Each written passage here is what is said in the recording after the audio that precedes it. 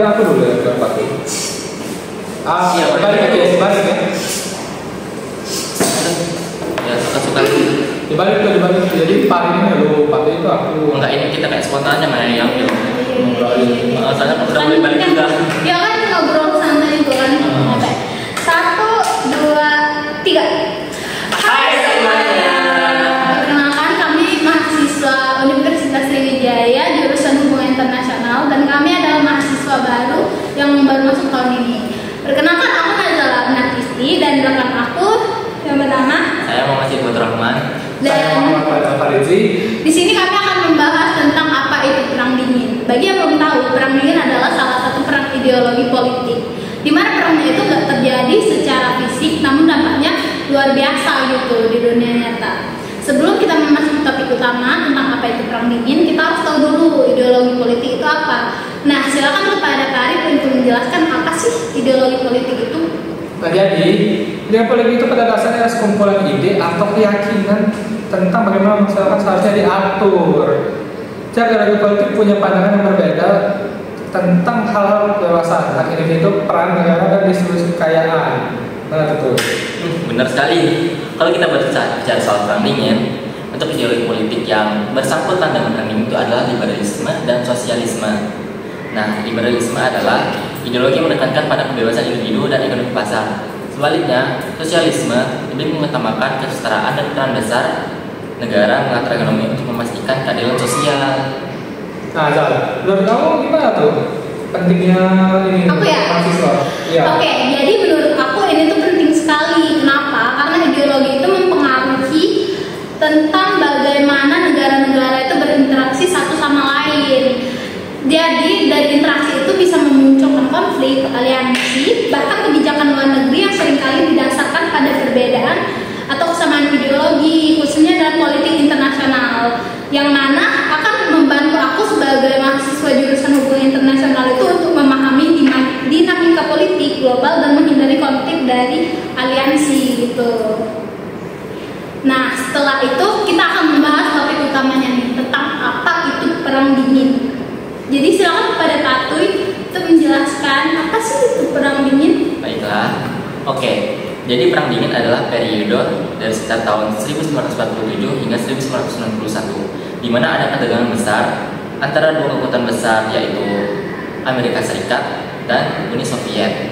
Tapi yang unik dari perang ini adalah meskipun namanya perang, mereka itu nggak bertempur sama sekali loh.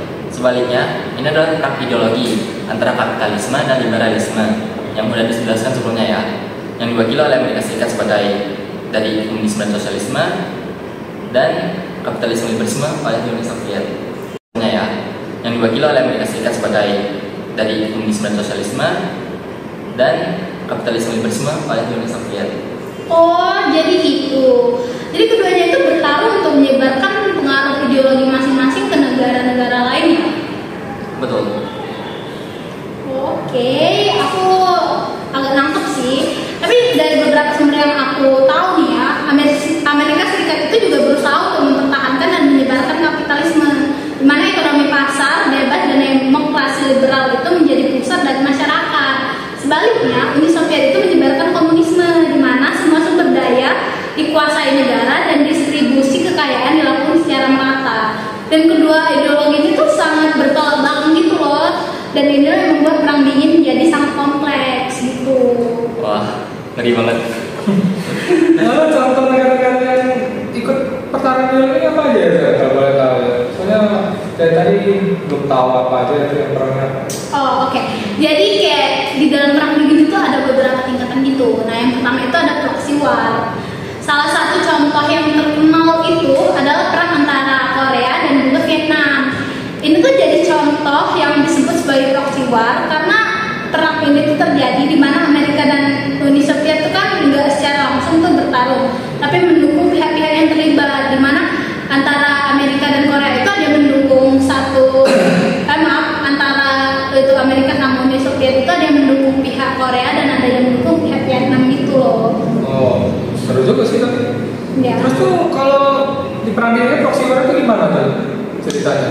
Oke, jadi gini, Proxy war itu istilah tentang perang yang terjadi di negara lain di mana kekuatan besar tidak berperang langsung atau fisik, namun itu ada pihak-pihak yang lebih powerful itu mendukung dari belakang gitu loh.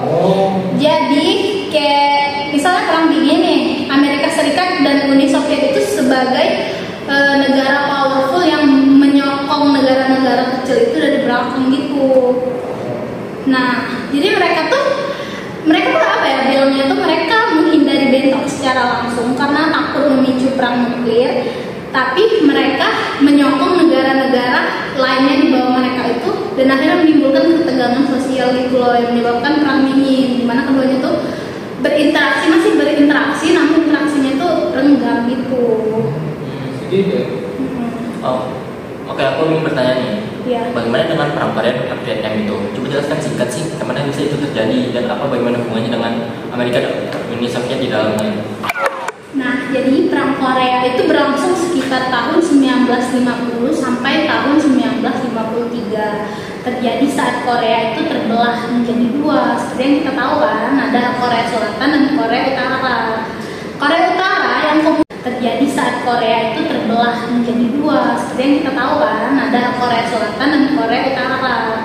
Korea Utara yang komunis itu didukung oleh Soviet karena mereka memiliki ideologi yang sama, yaitu Soviet. Sedangkan Korea Selatan itu didukung oleh Amerika. Korea Utara itu menyerang Selatan untuk menyatukan Korea di bawah komunisme, tapi Amerika ini ikut campur gitu loh dan mendukung Korea Selatan untuk mecahin diri. Akhirnya perang ini berakhir dan pembagian Korea yang masih bertahan hingga hari ini. Yang seperti kita tahu, Korea itu terbagi menjadi dua kan, Korea Selatan dan Korea Utara gitu. Nah, sedangkan kalau di Vietnam itu situasinya sedikit berbeda, tapi esensinya sama.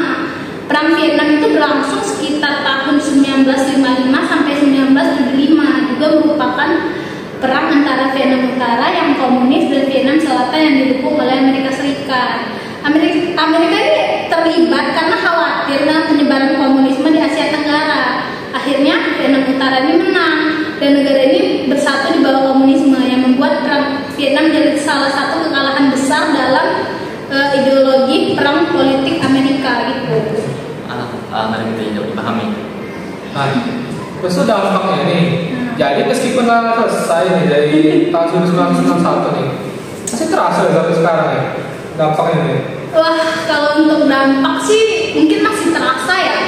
Karena kita bisa lihat itu bagaimana aliansi-aliansi politik yang terbentuk selama perang dingin masih aktif sampai sekarang. Contohnya itu NATO, aliansi yang dibentuk untuk melawan ancaman Soviet dan juga masih aktif terutama di lingkungan Eropa gitu, Rit. Iya.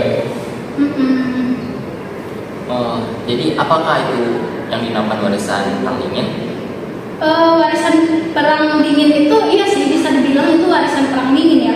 Karena ketegangan ideologi antara Barat yang kapitalis dan negara-negara yang punya sistem politik komunis masih terus berlanjut. Jadi pola-pola perang dingin itu masih terlihat sampai sekarang, terutama dalam dunia politik global dan hubungan internasional gitu.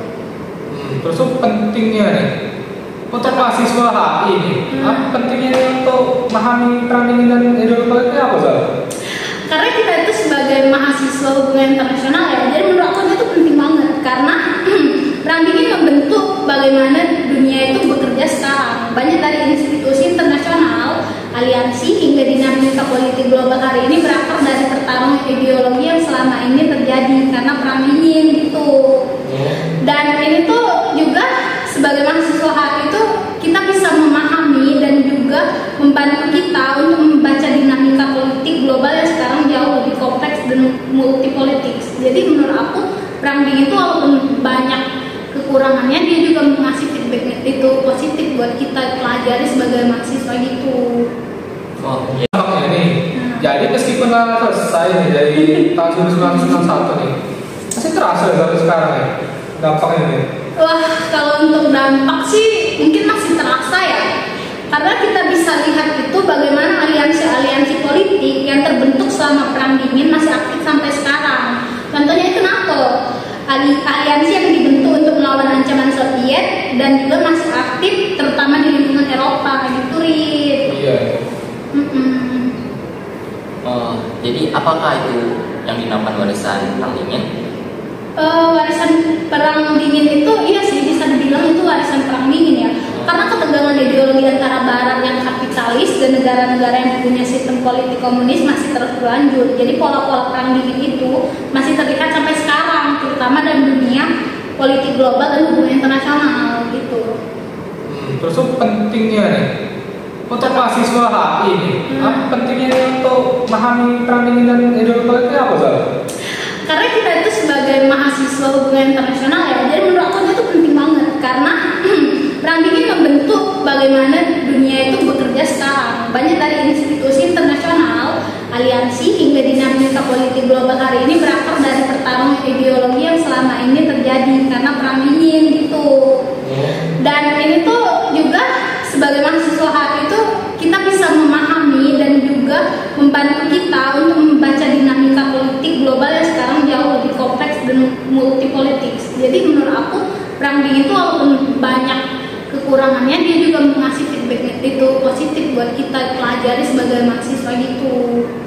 Oh, jadi kalau gue nangkep nih, jadi ini tuh bukan cuma soal belajar sejarah, tapi juga memahami bagaimana dunia bekerja hingga hari ini, karena masih sangat relevan dalam pembentukan kebijakan luar negeri dan hubungan internasional modern. Oh, lumayan seru Iya, jadi kayak perang dingin tuh benar-benar membantu kita sebagai mahasiswa sih, dan menurut aku perang dingin tuh bisa memberikan contoh juga sebagai kita menangkap gitu dunia politik. Gitu sih, gitu aja. Oke. Kasih saya udah nerangkan banyak. Aku juga terima kasih buat Partoy dan Farid karena udah mau berbincang-bincang santai sama aku tentang perang dingin. Senang banget nih bisa dengerin soal perang dingin dari kamu nih Nazala. Oke. Kapan kita ngobrol lagi ya? Boleh. Sekarang ya. Oke. Cukup segitu kami akhiri. Wabillahi taufiq wal hidayah. Assalamualaikum warahmatullahi wabarakatuh. Bye bye.